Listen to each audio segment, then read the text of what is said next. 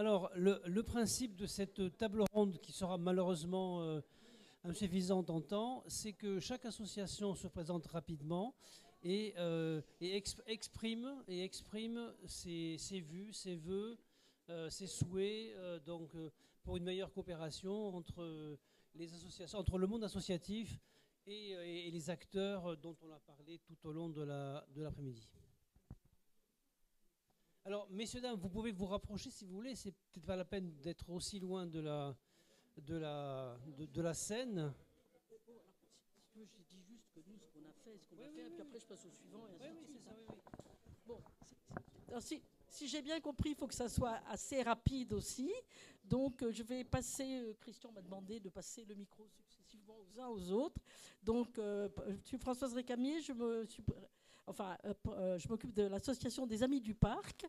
Et donc, juste en petite info, l'année dernière, en novembre dernier, on a organisé une conférence sur le pastoralisme en lien avec l'association des friches de Périac-de-Mer, qui a pu accueillir près de 120 personnes, je crois. Peut-être que certains d'entre vous y étaient, et qui a été très, très intéressante. Nous l'avions prévu bien avant de savoir qu'il y aurait un feu dans les Corbières, parce que ça faisait plus d'un an qu'on prévoyait cette réunion. Donc c'était juste, nous avions donc cette intuition que ce serait une question importante. Donc on va continuer à travailler sur le sujet avec le parc, dans le cadre de l'année internationale du pastoralisme. Et puis d'autre part, en lien avec le parc et le conseil scientifique du parc, et Corinne Sanchez qui travaille sur tout l'aspect archéologique, on va essayer de participer, dans la mesure où c'est possible dans les zones autorisées, à participer au repérage et au travail des archéologues pour justement protéger les zones qui seraient à protéger, sur lesquelles, avant que ça soit après le prochain feu ou vent ou quoi, ou pluie, complètement détérioré. Voilà. Et ce que je voulais juste dire, qui me paraît important aussi, on est partenaire d'Éclat depuis longtemps pour l'organisation de ces conférences, depuis plus de 3 ans. Et l'année dernière, donc, c'était avec les friches à Périac qu'on avait organisé cette conférence sur le pastoralisme. Et je crois que c'est très important de travailler ensemble, entre associations, et de faire des partenariats. Je crois que je vais vous passer le micro et successivement, vous le passez. C'est peut-être le plus simple en vous présentant. Bonjour, donc, je suis Marine Lolon, je représente l'association Amy the Push, la présidente cofondatrice. Je suis très honorée d'être là parce que Ribot et l'Aude particulièrement, vous allez faire partie de notre histoire très très très longtemps, puisque l'année dernière, on est intervenu d'abord sur les feux de Narbonne et ensuite sur le feu de Ribot, où on est resté les 2 mois sur votre territoire. On a aidé plus de 500 animaux sur Narbonne et 700 sur les Corbières. On a pris en charge les animaux des éleveurs, les animaux des propriétaires et la faune sauvage qui n'a pas, elle, de propriétaire. Les enjeux que j'y vois, moi, pour les prochains incendies, c'est que nous, on est prêts. On a une équipe qui est formée. Cette année, c'est le SDIS qui est venu nous auditer. Donc, le SDIS qui a des pompiers qui sont spécialisés dans le sauvetage animalier, qui sont venus nous former, nous auditer. Et on a fait appel aussi à des entités extérieures, dont les Américains, parce qu'ils ont un retour d'expérience sur les incendies, les méga-feux notamment, assez exceptionnel par rapport à nous sur le secours animalier. Ils ont des pompiers privés pour sauver les animaux. Et en fait, ils ont créé ça parce qu'ils se sont rendus compte, pour la protection civile, nos collègues, que quand ils demandent aux gens d'évacuer et de prendre ce qu'ils aiment avec eux, et en fait, ils prennent les animaux. Et si on n'est pas dimensionné pour le faire, c'est très, très compliqué. Et en France, le dernier retour d'expérience qu'on a, il est complètement d'actualité, c'est la guerre. Sachez qu'à la frontière, les gens veulent arriver avec leurs animaux et que, en Europe, nous, on n'a plus la rage, mais que certains pays les animaux ne sont pas vaccinés contre la rage. Et quand ils passent la frontière, puisqu'en ce moment, il y a une dérogation qui a été demandée et acceptée, c'est compliqué pour notre pays, nos animaux, et de protéger aussi les humains. Donc nous, on est prêts on est en capacité de gérer ces choses-là. Les enjeux et notre demande, c'est vraiment d'être intégrés à vos côtés, comme on l'a été fait.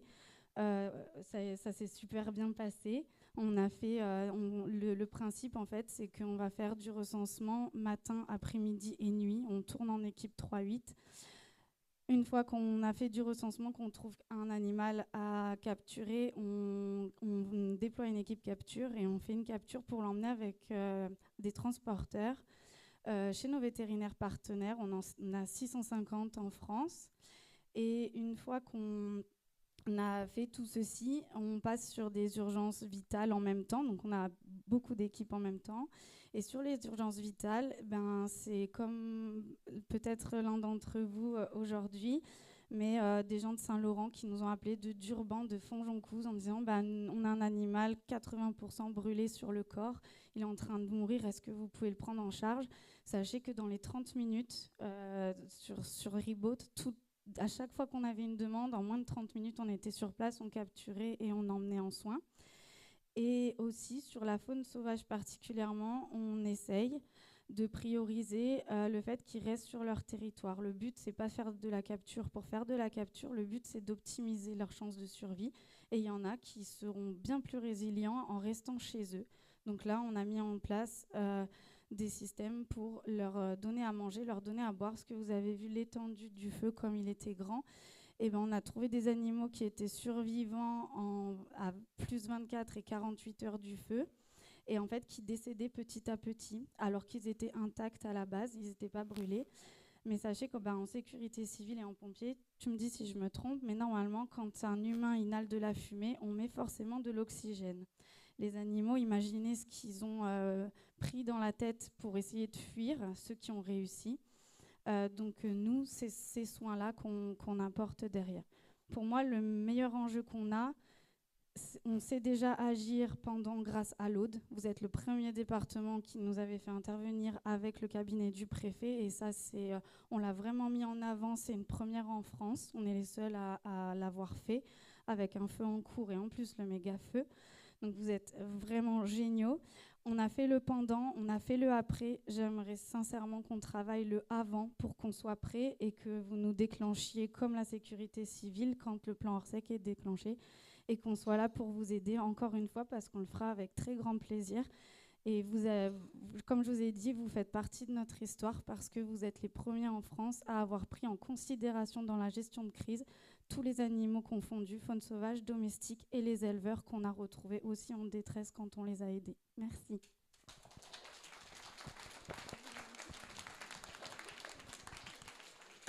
Bonjour, moi Zila Francis, je représente les comités communaux feux de forêt. Je trouve que vous n'avez pas assez applaudi Marine, parce que franchement, c'est des passionnés. On a été avec eux cet été sur le feu de Ribot. Ils sont incroyables. Ils ont passé des nuits entières, nuits blanches, à courir après les animaux. Alors, elle a survolé le sujet, parce que je vais parler de nous après, naturellement, mais ils sont équipés, ils sont vraiment exceptionnels. Donc moi, je suis un des représentants du comité communal feu de forêt de Périac-Bage et en même temps vice-président de l'association départementale des comités communaux feux de forêt. On regroupe à peu près 700 patrouilleurs sur le département. On est répartis à partir du littoral jusqu'au Lézignanais et Carcassonne-Aglo également. On a, vous l'avez vu sur les premières diapos qui ont été présentées, 27 patrouilles. 27 patrouilles où il faut intégrer l'ONF et les réserves communales de sécurité civile de Carcassonne et de Narbonne. Et donc nous, on patrouille tout l'été, globalement 3 mois dans l'été, pour faire de la surveillance principalement, signaler les départs de feu, les fumées, faire énormément de prévention avec le contact de tous les estivants, parce qu'il faut se rappeler que l'été, les massifs sont fermés. Les gens qui veulent se promener, ils viennent chez nous. Ils viennent dans le massif de Bage, ils viennent dans le massif de Périac, ils vont sur le 4. Et donc on rencontre énormément de personnes et d'estivants. Donc on fait énormément de prévention, et ça c'est pendant l'été. Puis naturellement, quand il y a des feux qui se déclarent, comme ça a été le cas cet été, on fait aussi beaucoup de guidage, le guidage des camions de pompiers, parce qu'il s'avère qu'on a une parfaite connaissance de notre territoire, on connaît les pistes par cœur, on connaît tous les cheminements, on sait quels sont les véhicules qui peuvent aller sur telle piste ou telle autre en fonction de leur gabarit. Donc ça nous permet d'apporter une aide énorme aux pompiers, parce que en fait, ils ne sont pas tous de Narbonne ou du secteur. Cet été, il y a des gens qui sont venus du nord de la France, du Doubs, de la région parisienne, de Bretagne. Et, avec tous les réseaux qui ont été et les antennes GSM qui ont brûlé. Ils n'avaient plus de réseau, plus rien du tout, plus de cartographie, plus rien. Donc nous, on les a aidés, on les a guidés, on les a amenés là où il fallait les amener en collaboration avec les pompiers. Donc ça, c'est tout un travail qu'on fait en été, principalement. Et puis le reste de l'année, naturellement, on fait de la formation. On fait des interventions dans les écoles. On donne un peu de notre temps parce qu'on est tous naturellement des bénévoles. Il y en a 700, encore une fois. On va dans les écoles, on intervient, on fait de la prévention. On participe à des projets scolaires, comme encore récemment au collège de la Nadière à Port-la-Nouvelle. On fait des interventions diverses et variées. Du débroussaillage. Alors on fait du débroussaillage de pistes DFCI. On en a parlé. Pourquoi? Parce que les pistes, si elles ne sont pas entretenues, elles se ferment. Si elles se ferment, les camions de pompiers ne passent plus. Une piste qui pourrait correspondre, qui doit correspondre à un camion de pompiers, c'est 4 mètres de large sur 4 mètres de haut. Ce n'est pas forcément toujours le cas partout. Donc on fait ce genre d'activité. On participe au brûlage dirigé. Alors on les crée pas, on les fait pas. On participe parce que c'est l'ONF et le SDIS qui participent qui organisent ces brûlages dirigés. Et je voulais revenir sur les brûlages dirigés parce que il s'avère que les PINED qui ont été traités grâce avec Jean-Paul Beyla, qui est un des instigateurs de cette histoire et depuis de très nombreuses années, on s'est rendu compte que les PINED qui ont été traités en brûlage dirigé tous les 4-5 ans, et où maintenant, si pour ceux qui connaissent le coin, vous montez sur le plateau des Cônes, par exemple, vous avez de la pelouse, comme sur les images qu'on vous a montrées, la forêt, elle n'a pas brûlé. Et la futaie qui est à côté, qui n'avait pas été ou qui n'avait pas pu être traitée, elle a brûlé. Donc en fait, il y a quand même quelque part une efficacité au brûlage dirigé pour un coût moindre que du nettoyage ou du débroussaillage mécanique. Voilà. Donc là, on participe, nous on s'en sert principalement pour faire de la formation et pour apporter un petit appui logistique parce qu'on a quand même des véhicules avec un petit peu d'eau, une citerne, etc. Et ça nous permet aussi de pouvoir intervenir l'été avec un peu d'expérience sur les départs de feu. Parce que comme on est sur le terrain, la moindre fumée, on se rend dessus et il arrive bien souvent qu'on arrive avant les pompiers. Donc si le feu n'est pas trop important, on peut déjà le cantonner, le limiter, éviter qu'il prenne des proportions. Et puis si le feu a déjà pris trop d'ampleur par rapport à nos moyens, naturellement on passe les messages, on explique exactement ce qu'il en est, l'importance, le type de végétation, les enjeux, etc. Donc voilà, c'est tout un contexte. On a plein d'autres activités encore. Je ne vais pas être trop long parce qu'il y a encore du monde qui attend derrière, mais c'est tout au long de l'année, on a des activités et principalement l'été, notamment sur le feu de Ribot. On a été pendant 15 jours, tous les jours et toutes les nuits sur le feu avec les différentes équipes. On a participé aussi à l'aide pour la logistique, faire manger sur les différentes zones de logistique, etc. Donc voilà. Juste pour finir, au départ, on est ADCCFF, donc l'Association départementale des comités communaux feux de forêt, qui a pour vocation de fédérer, de créer de nouvelles structures. Ils s'en créent tous les ans des nouvelles. L'année dernière, par exemple, Marc Aurignan d'Urban. Et on est également, alors on s'occupe aussi de gérer l'habillement. On fait en sorte que la formation de l'ensemble des patrouilleurs soit identique sur la totalité du département, avec une trame qu'on a travaillée avec la DDTM, l'ONF, le SDIS. Et donc, c'est quelque chose qui tient la route et qui est pertinent. Et puis, il faut dire que depuis maintenant la loi de modernisation de la sécurité civile, vous avez entendu parler des réserves communales de sécurité civile. La loi Matras, en 2023, a remis une couche sur la nécessité, ou du moins la volonté nationale de créer de plus en plus de réserves communales de sécurité civile. Donc, l'ADCCFF RCSC 11, réserve communale de sécurité civile. Donc les communes commencent à nous appeler pour qu'on vienne aussi leur expliquer un petit peu qu'est-ce que c'est exactement la réserve communale, dans quel cadre ça s'implique au niveau de la commune, comment est-ce que le CCF peut être intégré, comment ça se passe, etc. Donc voilà un petit peu toutes nos activités. Je passe encore sur quelques-unes, mais bon voilà, l'essentiel est là. Beaucoup de formations pour être vraiment efficace l'été, beaucoup de connaissances de terrain, et puis une disponibilité de tous les instants. En général, on patrouille de midi à 20h. On peut commencer plus tôt, on peut finir plus tard en fonction des risques quotidiens. Et c'est le PC Forêt qui décide de tout ça pour nous. Voilà un petit peu pour l'essentiel de l'activité. Et nous, on est sur Péréagbage, une 50aine de bénévoles qui tournent tout l'été pour préserver, pour essayer de faire en sorte que ce qu'on a vécu l'année dernière ne se reproduise pas. Même si ces dernières années, on subit les feux qui nous arrivent chez nous. Donc on n'est pas, on subit les feux qui arrivent comme ça a été le cas, là, tous les feux qui sont partis avec le Brasero, avec Emigo sur le bord de la départementale vers Bizanet et qui traversent le massif de Frontfroide et qui arrivent en toute puissance chez nous, poussés par le vent. Voilà. Et dernier constat, bon, ça a été dit et redit, on constate que effectivement les mèches, les ruisseaux, toutes ces choses-là que matériellement c'est pas entretenu, difficile à faire aussi parce que pas toujours évident. Quand on passe à côté, on a l'impression que c'est un petit truc de rien du tout. Puis quand ça a brûlé, on regarde en bas, il fait 5 mètres de fond. C'est pas quelque chose de très évident. Mais les feux ils se sont propagés par là. Le village de Prat-de-Cesse, la première partie, elle a brûlé parce qu'il y avait de la chose qui a été portée, a fait des brindilles incandescentes qui ont été portées. Les vaquiers, la deuxième partie, il y avait une vigne de l'autre côté de la départementale. Le vaquier, ils n'ont pas brûlé. Par contre, le feu a contourné. Donc voilà un petit peu, il y a tellement à faire. Alors, je pense qu'il n'y a pas une solution, il y en a 50. Voilà pour moi.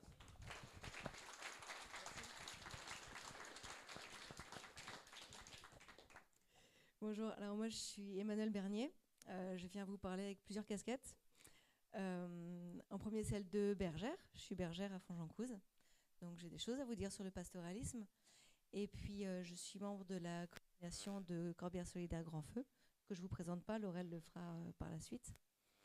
Je fais partie des personnes touchées par le feu dans ma ferme et dans mon lieu de vie. Je vous prierai d'arrêter de dire sinistré, c'est vraiment moche, ça fait mal au cœur. Et puis aussi en tant que maman d'un enfant qui sera adulte en 2050, autant vous dire que je suis très concernée par la régénération de notre terroir. Et je vais commencer par vous montrer des photos parce qu'il se trouve que je me lève pas pour que vous voyez les photos. J'habite au milieu d'une zone d'extraction. Et donc là, voilà, on voit ce qui se passe. Les arbres sont coupés, broyés sur place et exportés déjà broyés dans des camions. Et voilà ce qui reste sur place. Donc on se dit il faut retirer les troncs brûlés parce que vraiment ça fait trop mal au cœur aux habitants. Et ben moi je peux vous témoigner que ça fait plus mal au cœur que les troncs brûlés. Et donc d'une part c'est très moche, il y a beaucoup de matière donc qui a disparu, hein. Et puis surtout c'est des énormes camions très efficaces dont les roues sont entourées de chenilles et qui font des traces énormes et qui restent. Alors voilà, ça, ce sont des saignées qui sont faites par les roues et on voit que c'est en eau. Et en fait, donc il y en a là, il y en a derrière. Et il y avait des terrasses, là, qui étaient, qui n'ont sans doute pas été faites par l'homme, mais par les troupeaux. Et qui avaient vraiment la vertu de retenir l'eau dans la terre. Et donc, d'une part, on retire la matière organique, mais là, mécaniquement, on retire l'eau. Alors, ce n'est pas intentionnel, mais c'est un résultat évident. Et c'est très flippant parce que, moi, je discute avec les extracteurs, avec l'ONF, avec les gens qui font venir ces entreprises-là. Et je leur dis, mais c'est terrible de retirer la matière organique. Ils me disent, mais vous inquiétez pas, Madame Bernier, de toute façon, on compte sur la régénération naturelle. Et là, il y a un moment où on se dit, mais comment on peut parler de régénération naturelle si l'homme intervient? Du coup, c'est plus naturel. Et au minimum, il faut semer, réimplanter. Enfin, il faut se poser la question de qu'est-ce qu'on fait après ça. Si c'est ça la décision, réfléchissons ensemble de quelle est l'étape d'après, quoi. Et voilà. Donc, il reste des squelettes qui mériteraient au minimum d'être broyés. Alors l'ONF me dit, mais non, Madame Bernier, et la pie-grièche? La pie-grièche, quand même, elle ne va pas pouvoir se percher pour chasser. Moi, je pense qu'ils me prennent pour une courge. Mais voilà, voilà, chacun son argument. En tout cas, voilà, je pense que le broyage, c'est quand même, s'il faut extraire, le broyage, c'est un minimum, de restaurer le sol, d'écraser toutes ces tranchées qui ont été faites, et puis de broyer ce qui reste. Sur place, bien évidemment. Donc là, on pourrait passer un broyeur. Malheureusement, il ne reste pas assez de branches. Mais il y a des zones où il reste beaucoup de branches. Il se trouve qu'il y a plusieurs modes d'extraction. c'est coupé. Tout ce que vous avez vu là, dans mes photos, c'est l'extraction pour faire des plaquettes. Donc ça part à Gardanne pour les grosses chaudières. Ils ont aussi lancé des extractions pour faire de la pâte à papier. Et là, ils extraient que les troncs. Et il reste beaucoup de choses sur place. Et là, au minima, il y a vraiment des choses à broyer qui pourraient avoir une action vertueuse. Donc pour ceux qui décident de broyer, que ce soit le département ou les propriétaires, il y a vraiment une réflexion à avoir sur les entreprises qui interviennent pour limiter les dégâts, si vraiment c'est ça qu'il faut faire. Et voilà un peu d'espoir. Avec l'aide de Corbières Solidaires Grand Feu, on a semé à la volée. Et donc voilà, il se trouve qu'on a finalement on a dessiné mes parcelles de propriété sur le sol, parce que tout ce qui est vert, c'est ce que nous avons semé, et puis le reste, c'est ce qui n'a pas été semé. Et donc le reste, tout ça, c'est l'ONF. Et puis ça, c'est du communal. Et donc, il va y avoir, a priori, des conventions de pastoralisme sur ces zones-là. Et pour moi, c'est complètement nécessaire de faire comprendre que si on veut que les moutons mangent les chênes kermès qui repoussent et les pins d'Alep, il va falloir qu'on sème. Parce que mes brebis, elles me parlent, elles me disent « Maman, on ne va pas manger que l'entrée s'il n'y a pas le dessert. » Et on ne peut pas s'imaginer qu'elles vont manger que du ligneux, en fait, c'est pas possible. Et si on veut qu'il y ait un vrai impact, il faut semer. Et il se trouve qu'au niveau de la société civile, des habitants, on est capable de mobiliser du monde pour semer. Là, sur tout ça, là, en une journée, on a semé tout ça à 35 personnes. Et c'est carrément possible, en fait. Et c'est très joyeux et c'est très encourageant de le faire ensemble. Donc on peut le faire. Ça ne mobilise pas forcément beaucoup d'argent. Ça demande des autorisations et des propriétaires du département, de l'ONF. Et ça, c'est des choses dont il faudrait qu'on parle ensemble. Et voilà, ça peut donner ça. Et on peut vraiment pâturer ça. Et voilà, malheureusement, sur ça, j'ai pas eu l'autorisation de semer. Voilà, c'est très dommage. Et ça nécessite qu'on se mette vraiment en lien avec les propriétaires et les décideurs du devenir des sols.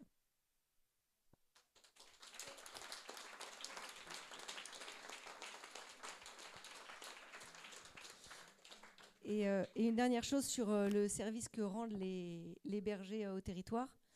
Il y a quelques communes qui ont décidé de rémunérer un berger pour service rendu, pour limiter les feux, pour entretenir.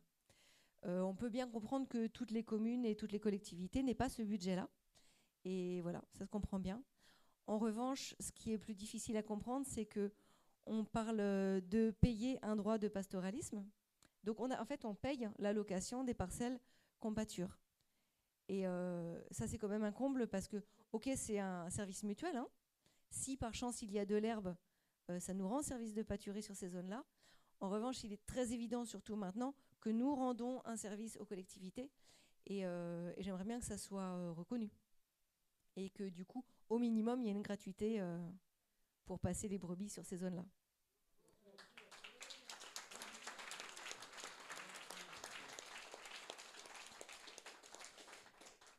Et une dernière chose, dans les actions qui sont envisagées avec Corbières Solidaires Grand Feu, il y a certaines actions sur lesquelles on a vraiment envie d'avoir un partenariat avec certaines structures qui se sont exprimées aujourd'hui, et en particulier sur les semis et sur les pépinières. On n'a pas réussi à joindre la pépinière départementale. Je compte sur vous. Et voilà, évidemment, on ne va pas pouvoir replanter manuellement toutes les surfaces brûlées, mais sur certaines surfaces, c'est possible. Et du coup, on va commencer à travailler avec les écoles. Du coup, je fais un clin d'œil au PNR, je ne sais pas où il est. Mais voilà, ça serait bien qu'on puisse travailler ensemble aussi. Et puis, avec le PNR aussi, qu'on puisse... donc, je sais que c'est avec l'Art Narbonnaise qu'il faut qu'on fasse ça, mais qu'on puisse engager une réflexion sur la sélection des semences mises en œuvre sur ce genre de semis, voilà, pour que ça soit parc compatible et qu'on puisse travailler sur des grandes surfaces au-delà des parcelles que nous avons, nous, les paysans en propriété. Je vous laisse tranquille, je passe le parole.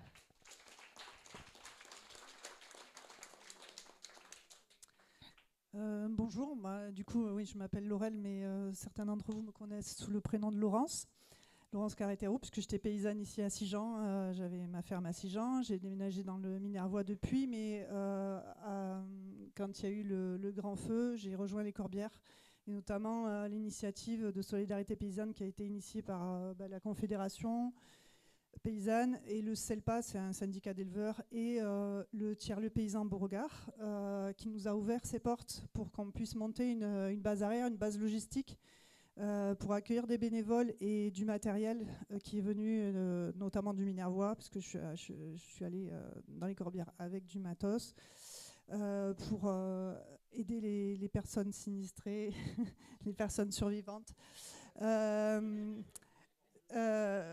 Donc dans leurs premiers besoins, donc on a mobilisé, je vais la faire courte parce qu'avec le tiers-lieu, on a mobilisé du coup plus de 300 bénévoles, si je compte les écoles, même plus de 300. On a fait des chantiers toutes les semaines, plusieurs fois par semaine. Nous, l'équipe Bordeaux, donc on faisait partie de plusieurs associations, dont Chemin Cueillant, dont Johan a parlé tout à l'heure. Solidarité Paysan, l'ASPIC, dont je fais partie aussi, qui est un essaim de l'atelier paysan, la Maison Paysanne et la Conf.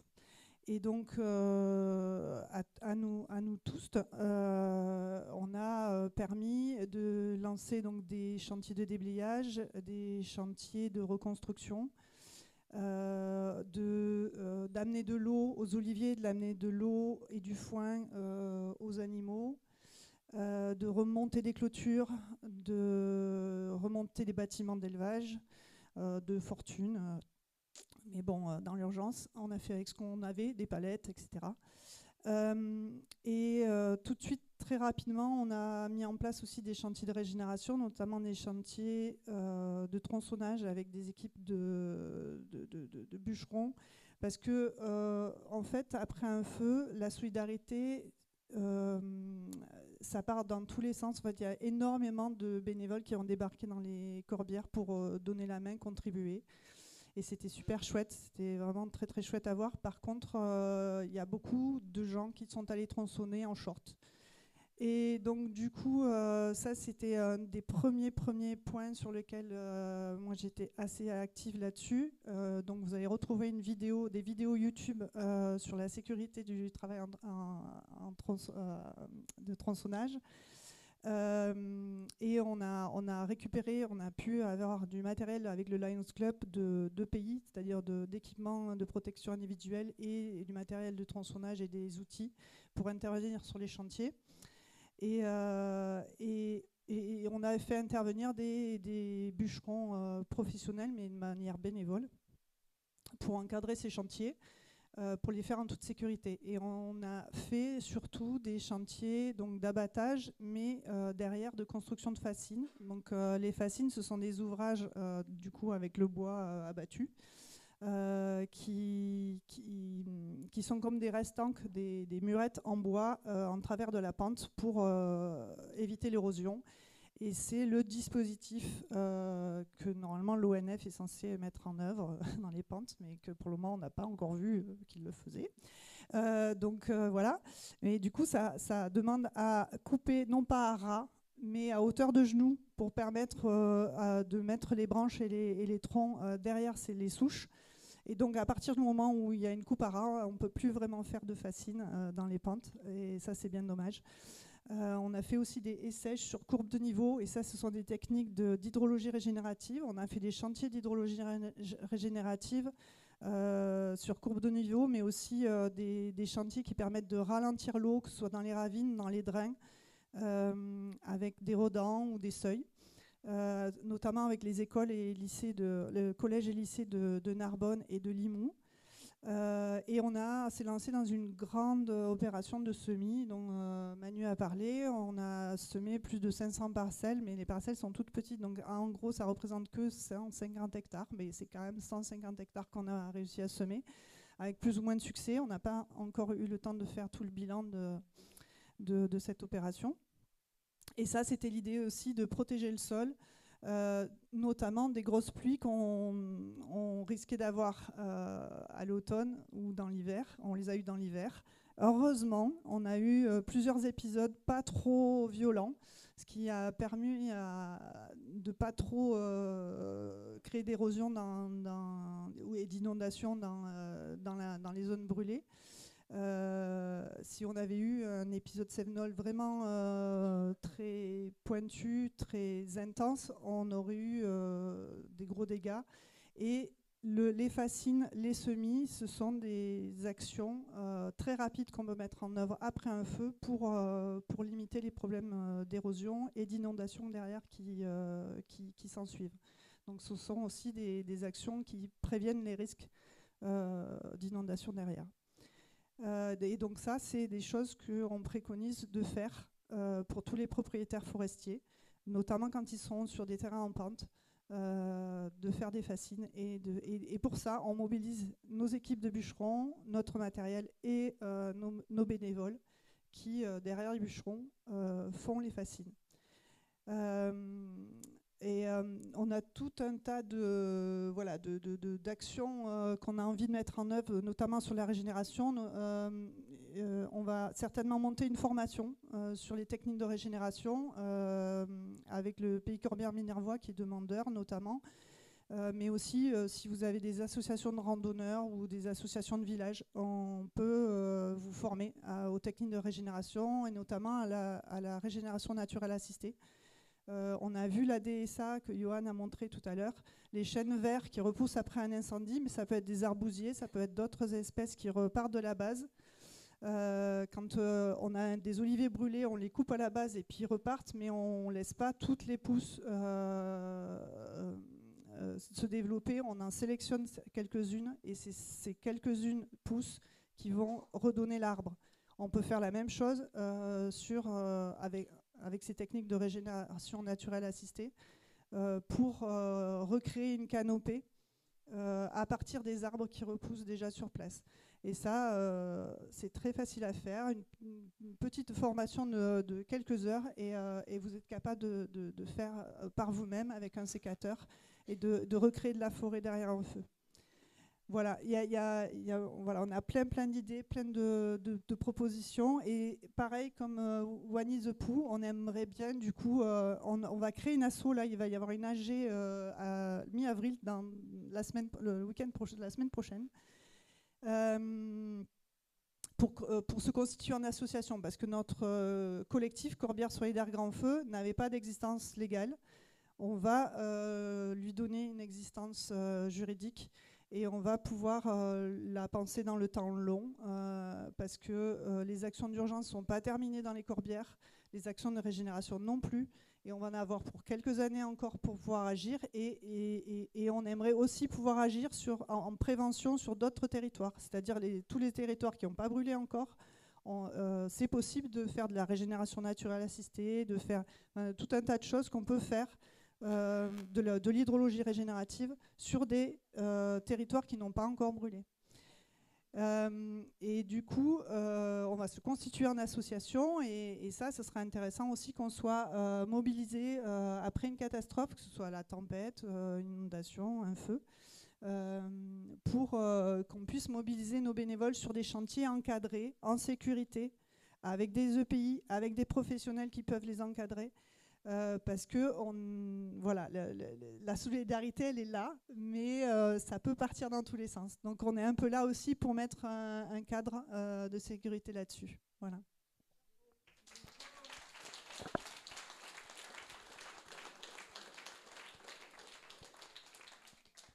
La parole va être dure à prendre après tout ça. Je vais essayer d'être plus bref, enfin je ne sais pas. Oui, on me reproche souvent d'être un peu long, donc je vais essayer d'être bref. Hein. Bon, je suis jeune président, enfin jeune, m'excusez, enfin récemment président de l'association DDCM, Développement Durable en Corbière Minervois. Okay. Pas mal de gens me connaissent dans la salle sous mon autre activité antérieure qui était celle de vigneron. Vigneron sur le plateau du Grand Cresse entre Ribaute et Tournissan. Je ne suis pas sinistré, je vais prendre l'exemple de Manu, je suis régénéré. Ouais, ma fille est sinistrée, elle, qui aurait pu continuer et qui s'arrête, faute de moyens suffisants et faute d'un environnement fiable et tout simplement de conviction sur l'avenir de la viticulture, ce qui est quand même grave. Je ne vais pas m'étaler là-dessus. Je vais enlever ma casquette d'ancien vigneron. Donc je suis régénéré depuis peu. En ayant pris cette présidence d'une association dont je faisais partie depuis 3-4 ans, qui est une association sœur d'Éclat, même si elle est plus récente. Sa genèse remonte à 2018, au moment où il y a eu un projet d'usine à bitume à la porte de Féral, c'est où pas mal de locaux se sont opposés à ce qui constituait une verrue contre leur qualité de vie. Donc c'est l'objet principal de cette association, dont il y a quelques personnes ici dans la salle. C'est l'objet principal de cette association, c'est Corbières et Minervois, la qualité de vie de ses habitants. Alors, qualité de vie, c'est un peu vague, mais ça va aussi bien de l'environnement que du problème de la sécurité, de la santé, de l'agriculture et tout ce qui va avec nos paysages. Donc nos actions, elles ont été multiples depuis cet épisode de 2018. Je crache dans le micro, c'est pas propre. On a eu des actions du type comment éviter que ces friches liées aux arrachages de vignes intempestifs qui imitaient le paysage puissent donner quand même un aspect un peu moins vilain à nos visiteurs étrangers ou français touristes qui venaient nous voir, en faisant donc d'une action qui s'appelle Refleurir les Corbières, pour laquelle nous avons eu les aides du département, que je remercie au passage. Voilà. On a développé pas mal d'actions. On a en projet une idée de piste cyclable entre Féral et Lézignan qui doublerait cette route qui est extrêmement dangereuse, où les vélos et les scooters manquent de se faire renverser tous les 4 minutes. Enfin voilà, c'est très varié, bien sûr. Hein. Malheureusement, l'actualité, depuis 2-3 ans, nous a cantonnés dans un rôle un peu moins agréable, qui est celui de rôle de sentinelle par rapport à cette boulimie de projets industriels photovoltaïques qui se sont développés dans les Corbières autour de nos villages et autour de cette ligne à haute tension, la THT, comme on dit, qui va de la Gaudière à l'Espagne, et qui fait que les gros industriels des groupes multinationaux, Neoen, etc., voyant dans notre territoire des terrains pauvres qu'il est facile de prédater, sont venus en ordre dispersé, mais avec une frénésie d'autant plus virulente qu'en 2023, on leur a dit attention, dans 2-3 ans, on va enlever la manne qui vous permettra de développer vos projets. Donc ils en ont fait fleurir les Corbières. Hein. Il n'y a pas que nous qui avons fait fleurir les Corbières, eux aussi. Ils en ont fait un peu partout, fleurir des projets. Il y en a eu un, bien sûr, sur le plateau entre Ribaute et Tournissan, le plateau du Grand Cresse. Il y en a d'autres qui sont en train de fleurir à Fonjoncouze, à Coustouge, à Saint-André-de-Roquelongue, au port de Fabrezan, etc. Donc, ce n'est pas des petits parcs de 2-3 hectares, c'est des trucs de plusieurs dizaines ou même centaines d'hectares à chaque fois. Donc, ce qui veut dire qu'en matière de qualité de vie, d'environnement, d'incidence sur l'agriculture environnante, et j'en veux pour preuve que j'étais voisin d'un de ces parcs, on se pose des questions si on n'est pas en train de jouer à l'apprenti sorcier, en laissant faire en ordre dispersé des projets non concertés, sans consultation de la population. Enfin, des fois, il y a un peu de consultation, mais c'est de la consultation pas concertative, hein, si vous voyez ce que je veux dire. C'est-à-dire qu'on fait 2-3 petites réunions et puis en fait, on fonce. Comme le gouvernement, bien sûr, pousse nos préfets à dire il faut y aller, les petits gars, parce qu'on a besoin de se libérer de l'énergie fossile, etc. Bon, les services de l'État, évidemment, ils y vont. Hein. On ne peut pas leur reprocher, ils font leur boulot. Nous, on est plutôt là en disant on ne veut pas vendre notre âme au diable. On n'est pas contre du tout, on est pour les énergies renouvelables photovoltaïques, mais pas n'importe où, pas n'importe comment. Et donc, on voudrait que ça se fasse en concertation avec la population locale. Voilà. Donc, c'est l'un des combats qui nous a amenés dans des actions, alors qui sont beaucoup plus fastidieuses, qui sont des actions judiciaires, On est sœurs d'éclat en ce sens que je participe à leur conseil et Christian participe à notre conseil. Donc on est un peu le bras armé, si vous voulez. Il en faut des vilains qui font le sale boulot. Et ce boulot-là nous a amenés devant des tribunaux administratifs, notamment pour un des parcs qui n'a pas encore purgé tous ses recours. Là maintenant, c'est contre le poste source et ses annexes qui se développent à Tournissan. Demain, ça sera peut-être à Fabrezan ou ça sera peut-être ailleurs. Voilà, donc c'est ce rôle de sentinelle que je tiens à défendre ici. Pourquoi ? Parce que le rapport avec le feu, vous allez me dire pourquoi je suis là. Parce que, évidemment, un pays pauvre qui se désertifie, il est en proie des flammes, et il s'appauvrit encore plus. Et après, c'est la proie des prédateurs, c'est-à-dire les industriels qui viennent piller les dernières ressources qu'ils peuvent trouver, c'est-à-dire le solaire, le vent. Alors l'un va alimenter l'autre et l'autre l'un. On ne sait pas vraiment si ces parcs solaires sont un barrage au feu ou au contraire peuvent alimenter des risques de feu. J'ai à votre disposition tout un tas d'exemples de feux nés dans des centrales photovoltaïques en France ces dernières années. Quand on parle de postes sources et qu'on pense qu'à côté il y aura des dizaines de conteneurs remplis de batteries au lithium, imaginez-vous un feu comme celui du mois d'août qui passe sur une installation comme ça, ce qu'il se passerait. Vous en avez eu un la semaine dernière aux portes de Barcelone, un feu qui a pris dans des parcs à batterie au lithium. Ils ont évacué la population avec risque chimique majeur et un plan quasi hors sec. Alors, il faudrait quand même se poser des questions avant de reconstruire. Est-ce qu'on ne pourrait pas éviter de démolir ? Merci.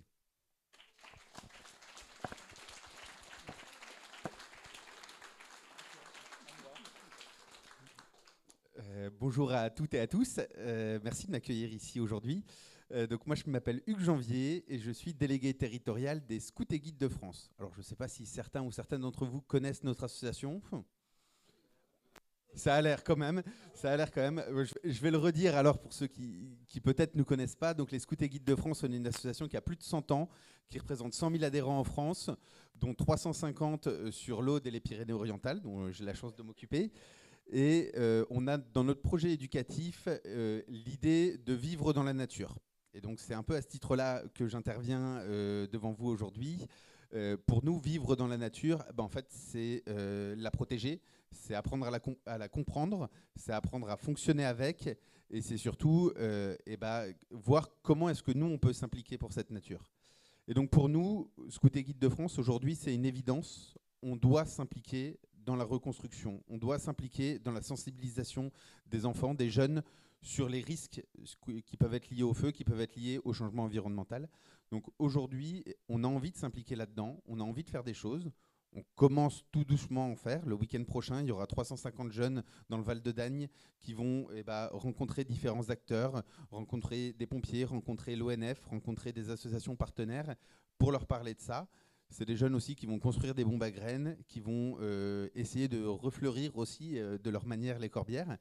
Mais ce que j'ai envie de porter devant vous, et je vais du coup essayer d'être bref, c'est qu'on a des jeunes qui sont motivés, qui ont envie de construire des choses, qui ont envie de participer avec leurs moyens, avec leurs possibilités. On se parle de jeunes qui ont entre 6 et 17 ans, donc c'est sûr que ce n'est pas eux qui vont aller tronçonner, même avec le super matériel de sécurité que vous avez.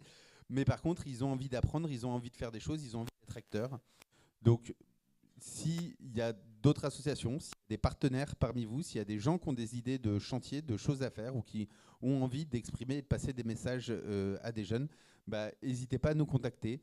Nous, on est éducateurs populaires, on est là pour faire passer un message à des jeunes, à des enfants. Donc, on peut être les traits d'union, les liens entre les jeunes et les messages que vous avez envie de faire passer. Merci beaucoup.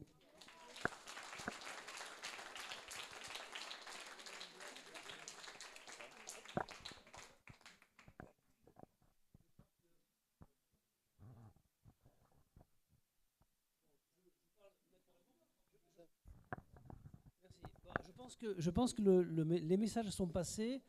Voilà, toutes les personnes qui ont des idées ou des intentions de coopération, de partenariat, voilà, vous pouvez contacter les associations qui sont là, vous pouvez contacter les orateurs qui ont parlé dans l'après-midi. Et vous pouvez aussi nous contacter à Éclat. Et donc, dans la mesure où voilà, on peut mettre en relation ces personnes, on le fera. Mais si vous avez un contact direct, profitez-en pour vous mettre en relation. Et maintenant que voilà, donc la table ronde, on a compris qu'il y avait un besoin énorme de partenariat et de coopération entre des acteurs très différents entre eux qui ne se connaissent pas forcément. Et donc, voilà, donc maintenant je vais donner la parole à Madame Hélène Sandrani, enfin. Ah, pardon, il y a une question, pardon. Johan, oui.